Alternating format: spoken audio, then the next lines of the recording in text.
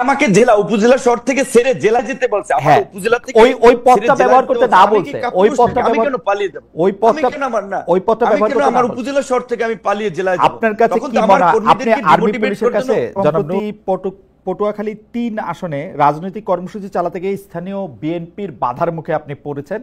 বাধার মুখে পড়ার পরে আপনার সাথে কথোপকথন আইন শৃঙ্খলা বাহিনীর, সেটা আমরা দেখেছি। সেটার ক্ষেত্রে আইন শৃঙ্খলা বাহিনীর অনুরোধের ক্ষেত্রে আপনাকে আমরা এক ধরনের এই শব্দটা আমি একটা ড্যাশ রাখলাম, ওই শব্দটা আপনি একটু বসায় নিয়েন। ওইটার মধ্যে থেকে আপনি তাদেরকে মানে তাদেরকে বুঝাতে চেয়েছেন যে আপনি যেইভাবে বলবেন সেইভাবেই তাদের চলতে হবে। মানে এক পর্যায়ে আমরা অসহায় দেখতেছিলাম আইন শৃঙ্খলা পরিস্থিতির, যে আইন শৃঙ্খলা বাহিনীর লোকজনরে। মানে এইরকমটা কেন আসলে? বিএনপির উপরে আপনি দায় দিয়েছেন, বিএনপির লোকজনের সাথে বা বিরুদ্ধে আপনি কথা বলেছেন, এবং আপনার মতো করেই আপনি এটা পরিচালিত করতে চেয়েছেন, সেটা কেন? মানে ইজ ইট লাইক জনাব নুরুল হক নূর? না না, এখানে আমার আমার মনে হয় যে প্রথমত হচ্ছে আমি আপনাদেরকে ধন্যবাদ জানাই, শামীম ভাইকে, দর্শকদেরকে শুভেচ্ছা যে আপনি হয়তো পুরো ঘটনাটা জানেন নাই। যেটা হচ্ছিল, আমি আমার বিশেষ করে এখানে পুরনো ঘটনা একটু টানতে হবে। বিএনপি তার মিত্রদের মধ্যে 6 জন জাতীয় নেতার এলাকায় চিঠি দিয়েছে বিএনপির স্থানীয় বিএনপিকে, তাদের এলাকায় তাদেরকে সহযোগিতা করার জন্য, যদি এটা অফিসিয়ালি আলাপ আলোচনার মাধ্যমে আমাদের সাথে হয় নাই। তো আমি লক্ষ্য করেছি যে সেই চিঠি দেওয়ার পর থেকেই, বিশেষ করে গত বছর এই 5ই আগস্টের পরে সেপ্টেম্বরে যখন আমি এলাকায় যাই, প্রথমে আমার জেলায় একটা প্রোগ্রাম ছিল সম্ভবত সেপ্টেম্বরের শুরুতে, সেই সমাবেশে আসার পথেই আমার লোকজনের গাড়ি ভাঙচুর করে সেখানকার বিএনপির আপনার স্থানীয়ভাবে মনোনয়ন প্রত্যাশী ঢাকা বিশ্ববিদ্যালয় ছাত্র দলের সাবেক সভাপতি জনাব হাসান মামুন সেই গত বছরের সেপ্টেম্বর থেকে শুরু করেছেন।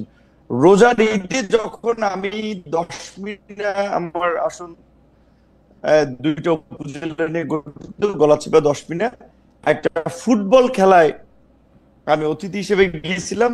সেই খেলার মঞ্চ আগের রাতে ভেঙে দিয়েছেন। আমি সেটি বিএনপির স্থায়ী কমিটির 2জন হওয়ার পরেই আমার বেশ কয়েকজন লোকজনকে আমি স্পটে থাকা অবস্থায় হামলা করেছে। এবং সেদিন যে আপনারা ঘটনাটি সোশ্যাল মিডিয়াতে দেখেছিলেন, আমি গিয়েছিলাম বিএনপিরই সাবেক এক নেতা, তিনি মৃত্যুবরণ করেছেন, শেষে আমার সাথে কাজ করেছেন। তো তার একটা স্মরণ সভায়, সেই স্মরণ সভা থেকে ফেরার পথে সেখানে প্রায় আপনার 3 কিলোমিটার রাস্তায় মাঝখানে কিছু বাজার আছে, বাজারে জনাব হাসান মামুনের সমর্থিত লোকেরা রাস্তায় গাছ ফেলে রামদা, বগি, চাপাতি, অস্ত্র সহ অবস্থান নিয়েছেন যে তারা এখানে গিলে আমাকে হত্যা করবেন বা আমার লোকজনের উপরে অ্যাটাক চালাবেন। তখন আমি সেটি পুলিশকে জানাই। পুলিশ আসে, প্রথমে এসপি পুলিশ পাঠায়, 2 গাড়ি পুলিশ পাঠায়। পুলিশ এসে হয়তো তারা রিপোর্ট করে এবং আমাকেও জানায় যে ভাই, এখানে হাসান মামুনের যে লোকজন, তাদের যে প্রস্তুতি, আমরা কিছু করতে পারবো না, আপনি উপরে কথা বলেন। তার মানে উপরে কথা হলো, ওসি বলছে, আমি বুঝছি, তাহলে কি করতে হবে। আমি তখন পটুয়াখালীর সেনা বাহিনীর দায়িত্বে তাদেরকে জানালাম। তারাও 4 গাড়ি আসছে, পুলিশ 2 গাড়ি, সেনাবাহিনীর 4 গাড়ি, 6 গাড়ি আসার পরেও তারা আমার সাথে পার্সোনালি আলাপ করতেছিল, বলছে ভাই তাদের যে প্রস্তুতি, এখানে তারা রাস্তার পাশে ইট নিয়ে অবস্থান করছে, তাদের হাতে দেশীয় অস্ত্রশস্ত্র, আমরা এখানে কতজন লোক, আমরা এই আপনাকে এখান থেকে এই পথ দিয়ে নিয়ে যেতে পারবো না, আপনি বরঞ্চ অন্য পথ দিয়ে চলে যান। আমি বলছি কোথায় যাব? তারা বলছে আপনি উপজেলা শহরে যাবেন না, আপনি জেলা শহরে যান।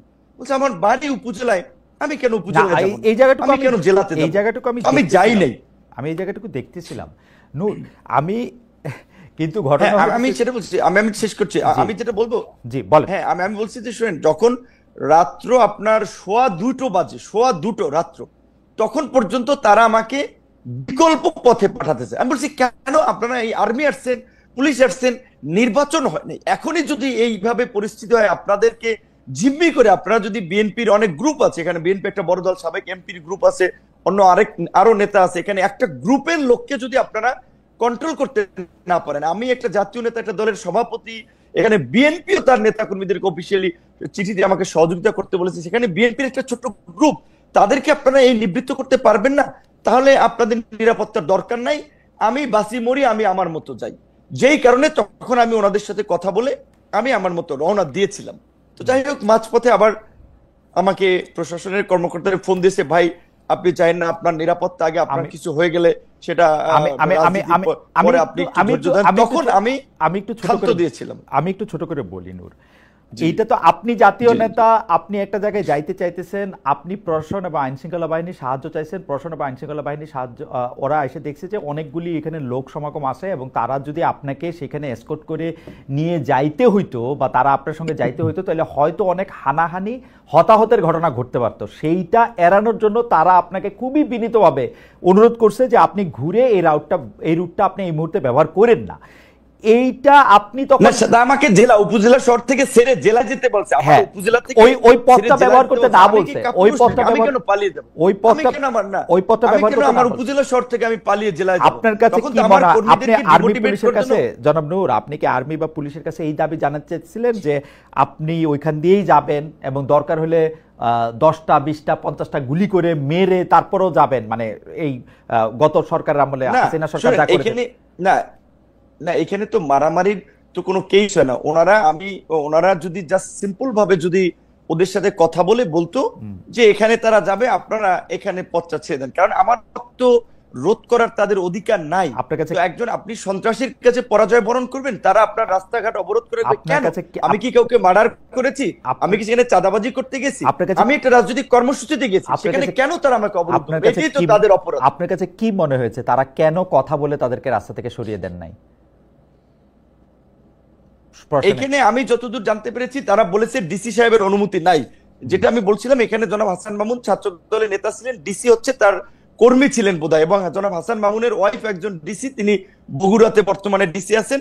তো তাদের কলিগ, সেই সুবাদে ডিসি সাহেব, আমি এর আগেও গত ঈদের সময় আমি এটা এই কমিটির সাথে যারা কাজ করে তাদেরকে অভিযোগ করেছিলাম। আমি সার্কিট হাউসে ছিলাম, আমি একটু বলি, আমি সার্কিট হাউসে ছিলাম, আমার রুমের কথোপকথন গোপনে ভিডিও করে ডিসি হাসান মামুনের কাছে পাঠিয়েছি। ডিসি সাহেব অনুমতি না দেওয়ায় পুলিশ ওখান থেকে আমাকে, তারা উপজেলা শহর থেকে ছেড়ে আমাকে জেলা শহরে চলে যেতে বলছে, যে এলাকায় তখন একটা বার্তা ছড়াবে যে বিপিনুর পালিয়ে গিয়েছে বা হাসান মামুনের কর্মীদের তোপের মুখে এলাকায় থাকতে পারেনি। আমি এটা তো করতে পারি না, আমার একটা ব্যক্তিত্ব রাজনৈতিক অবস্থান আছে না? রাইট, এটা তো ভয়ঙ্কর অভিযোগ। মানে আপনি কি মনে করেন যে একজন মানে বর্তমানে যিনি চেয়ারে বসে আছেন, কর্মরত জেলা প্রশাসক আপনাকে সার্কিট হাউসের রুমে আপনার অজান্তে ভিডিও করে সেটি আবার আরেকজন রাজনীতিবিদের কাছে দিয়েছেন, এই অভিযোগ আপনি করছেন, তো ভয়াবহ অভিযোগ। কিন্তু আমার প্রশ্ন হচ্ছে যে আপনি কি এখনো মনে করেন যে রেজওয়ানা পা, আপনি আসিফ নজরুল স্যার, উপদেষ্টা আসিফ নজরুল, রেজওয়ানা, সালেউদ্দিন সাহেব, 3 উপদেষ্টা, জনপ্রশাসক মোখলেস সাহেবকে আমি গত ঈদে, ক্যাবিনেট সেক্রেটারিকে, সবাইকে আমি অবহিত করেছি বিষয়টি।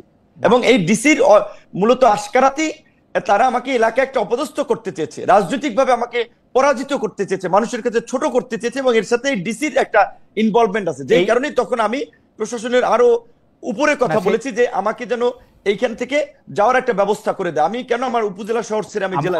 আমি বুঝতে পারছি। তার মানে কি এই যে এই পাওয়ার গেমটা চলতেছে, আপনি কি মনে করেন যে হাসান মামুন সাহেব যার বিরুদ্ধে আপনি অভিযোগ করছেন, উনি কি বিএনপির হয়ে এই পাওয়ার প্র্যাকটিস করছেন, নাকি উনার নিজস্ব যোগাযোগের মাধ্যমে, উনার স্ত্রীর কথা বললেন, অন্য যোগাযোগের কথা বললেন, এটা কি বিএনপির কে আপনি একিউজ করছেন? এখন যেহেতু ধরেন, এটা আপনি জানেন, বিএনপি আওয়ামী লীগের মতো দলগুলোতে পদে থাকলে নেতার পিছিয়ে মৌমাছির চাকের মতো লোক থাকে, পদে না থাকলে 5 জন লোক তার পিছনে হাঁটে না। তো তিনি যে কেন্দ্রীয় নির্বাহী কমিটির সদস্য, সেই সুবাদে তিনি মনোনয়ন চান, এলাকায় একটা গ্রুপ তার পক্ষে আছে, তো স্বাভাবিকভাবে তিনি তার রাজনৈতিক পদবি ব্যবহার করি। এবং আমি আপনাকে এইটুকু বলি, এই ঘটনা ঘটবে এটা আমি যখন জানতে পারি, আমি দুপুরবেলা, আমি আপনার এখানে নাম না বললাম, বিএনপির একজন স্থায়ী কমিটির সদস্যকে জানিয়েছিলাম যে এলাকায় এই পরিস্থিতি ঘটবে এবং হতাহতের পরিস্থিতি ঘটতে পারে, কাজেই আপনারা তাকে থামান। আমি আমার এলাকায় প্রোগ্রাম করতে পারবো না, আওয়ামী লীগ আমলেও তো আমাকে এইভাবে বাধা দেয়নি। এমনকি ওই দিন সন্ধ্যায় চরবিশ্বাস, আমার নিজের ইউনিয়ন, সেখানে বাজারের পাশাপাশি 2টো মিটিং হচ্ছিল, বিএনপির একটা মিটিং, আমাদের দলের একটা মিটিং, সেখানে চেয়ার সরাসরি হয়েছে, হাতাহাতি হয়েছে। সেইটি একটা মিথ্যা বিভ্রান্তি ছড়িয়েছে যে বিএনপির অফিসে গণ অধিকার পরিষদের লোকেরা ভাঙচুর করেছে। এই অভিযোগ তুলে গলাচিপা 10 মিনিট 2 উপজেলায় আমার 17টি অফিস ভাঙচুর করেছে, রামদা দিয়ে কুপিয়েছে, ব্যানার, ফেস্টুন, পোস্টার গুলো ছেড়েছে। আমি বিএনপির শীর্ষ নেতাদেরকে বলেছি আপনারা একটা নিরপেক্ষ তদন্ত করুন, কিন্তু দুঃখজনক এই গত কয়েকদিনেও এখন আপনার পর্যন্ত কাছে- একটা তদন্ত আমি দেখি নাই। এবং আপনার কাছে আপনারা একটু আপনার কাছে কি কিঞ্চিত মনে হয় জন্মুল নূর, আপনার কাছে কি কিঞ্চিত মনে হয় যে আপনার প্রতি যে বিএনপির ভালোবাসা সেটা একটু কমেছে? হ্যাঁ, হতে পারে। কারণ ধরেন বিএনপি আওয়ামী লীগের মতো বড় দলগুলোতে আওয়ামী লীগের সময় দেখেছেন না, একদিকে নৌকা একজনকে দিয়েছে, আবার স্বতন্ত্র আরেকজনকে ডামি ক্যান্ডিডেট দাঁড় করিয়ে দিয়েছে যে তুমি যদি জয়লাভ করে আসতে পারো তাহলে ঘরের ছেলে আমরা ওয়েলকাম। এখন একদিকে হ্যাঁ রাজনৈতিক মিত্রতার জায়গা থেকে হয়তো বিএনপি আমাকে এই আসনে তারা সহযোগিতা করার কথা বলেছে, আবার দিকে তাদের দলীয় ক্যান্ডিডেটও মাঠে নামিয়ে আমাকে একটা বেইজ্জতি করার জন্য, লাঞ্ছিত করার জন্য বা হামলা মামলা করার একটা পরিবেশ তৈরি করেছে। এবং আমি যতদূর জানি এটা একটা লোকাল এখানে বড় ধরনের একটা গ্রুপ এবং কেন্দ্রীয় কেউ কেউ তাকে সাপোর্ট দিচ্ছে। তো এবং এটা বিএনপির, আমি এইটুকু বলবো, টপ লিডার থেকে শুরু করে সবাই জানে। তো গত বছরের সেপ্টেম্বর থেকে এই পরিস্থিতি চলছে, সেটা তো তারা তো কোনো পদক্ষেপ নেয় নাই, তাহলে তো অবশ্যই এটা বোঝাচ্ছে যে বিএনপির কোনো অংশের সিগন্যাল ওইদিকে আছে, এটা তো বাস্তব। এটা এই পর্যায়ে এইটা আমাদের শেষ মন্তব্য। আমাদের কয়েকজন দর্শক এরকম মন্তব্য করছেন যে আপনি কখনো অন্তর্বর্তী সরকারের প্রশংসা করছেন, কখনো কঠোর সমালোচনা করেছেন, বিএনপির বিরুদ্ধেও আপনার অবস্থান এক এক সময় এক এক রকম হচ্ছে। সেটা কি আপনার রাজনৈতিক সুবিধাটাই এখানে আপনি প্রধান বিবেচনায় নিতেছেন?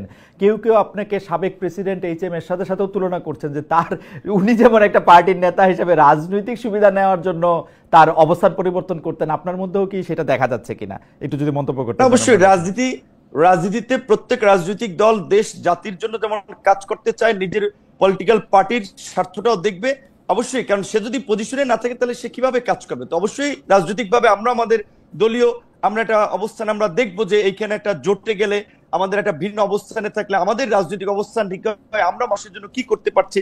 আমরা শুরুর দিকে এই সরকারকে বলছিলাম যে এই সরকার 2 বছরের জন্য একটা জাতীয় সরকার করেন, 2 বছরের জন্য তারা করে নাই, যেই কারণে আমরা পরবর্তীতে সরকারকে সেই 2 বছরের জন্য সাপোর্ট দেই নাই। আমরা বলেছিলাম যে আপনার নির্বাচনের প্রশ্নে জাতীয় ঐক্যমত্যের ভিত্তিতে একটা নির্বাচনী রোড ম্যাপ দেন। অনেকদিন ধরে সেটা দেয় নাই, যেই কারণে বিএনপির সাথে যেহেতু আমরা যুগপৎ আন্দোলন করেছি এবং আপনারা দেখেছেন আমার রাজপথের গত 7-8 বছরের ভূমিকা অনেক প্রবীণ রাজনীতিবিদরা 70 বছরেও এই এই এই দেশে ছিল না, এইটুকু আমরা চ্যালেঞ্জ দিয়ে বলতে পারবো। সেইখানে আমরা বিএনপির সাথে যেহেতু ছিলাম, যুগপৎ আন্দোলন করেছিলাম, বিএনপির সাথে আলাপ আলোচনায় বিএনপি বলেছে দেশের বাস্তবতায় তারা ডিসেম্বরের মধ্যে নির্বাচন চায়। আমরা আমাদের দলীয় পজিশন ছেড়ে বিএনপির পজিশন নিয়ে আমরা ডিসেম্বরে নির্বাচনের সরকারের উপরে চাপ তৈরি করেছি। এবং এই যে লন্ডনের যে বৈঠক হয়েছে, অবশ্যই লন্ডনের বৈঠক আর যাই থাকুক, এইটা বাংলাদেশের এই উত্তপ্ত রাজনীতির মাঠে আমি মনে করি কিছুটা হলেও পানি ঢেলেছে বা উত্তপ্ত পরিস্থিতি ঠান্ডা করেছে এবং একটা অনিশ্চিত একটা, আপনি বলবেন সংঘাত কিংবা একটা অনিশ্চিত যে রাজনৈতিক পরিস্থিতি ছিল সেটাতে কিছুটা হলেও একটা নিশ্চয়তার পরিবেশ তৈরি হয়েছে। এবং বিএনপি একটা বড় রাজনৈতিক দল, তার প্রধান সেখানে, তার সাথে ডক্টর ইউনূস সরকার প্রধান, তার সাথে মিটিং হওয়ার ফলে আমি মনে করি দেশের স্থিতিশীলতা, রাজনৈতিক পরিবেশ এবং আগামী নির্বাচনের ক্ষেত্রে একটা ভালো ফলাফল পাওয়া যাবে।